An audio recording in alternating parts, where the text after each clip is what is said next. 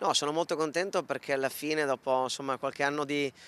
lavoro, grazie a una stretta collaborazione con l'Udinese Calcio ovviamente, con EPS in questo caso, ma con la regione, siamo riusciti a riportare i grandi concerti al Friuli, i grandi concerti nella nostra città che sono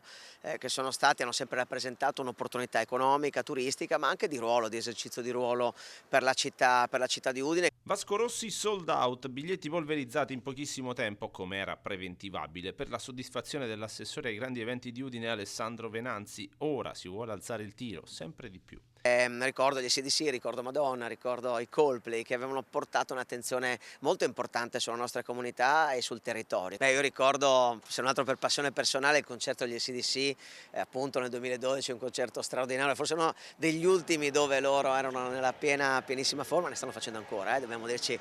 la verità, però è chiaro, informazione diversa, però ovviamente è un'attenzione importante, è una leadership di territorio e devo dire che Udine ha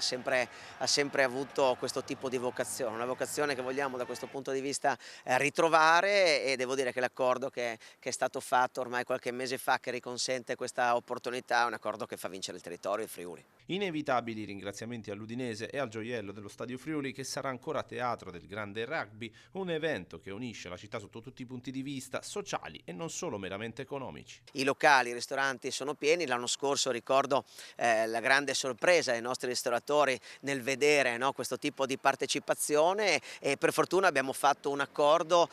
triennale per ospitare proprio a Friuli, assieme sempre alla regione, all'Udinese, per ospitare a Friuli negli ultimi appunto 3 anni, 20, 24, 25 e 26 la nazionale, nel 27 ci saranno i mondiali, quindi probabilmente non potranno tornare, ma l'obiettivo è di rinnovare questa convenzione 28, 29 e 30.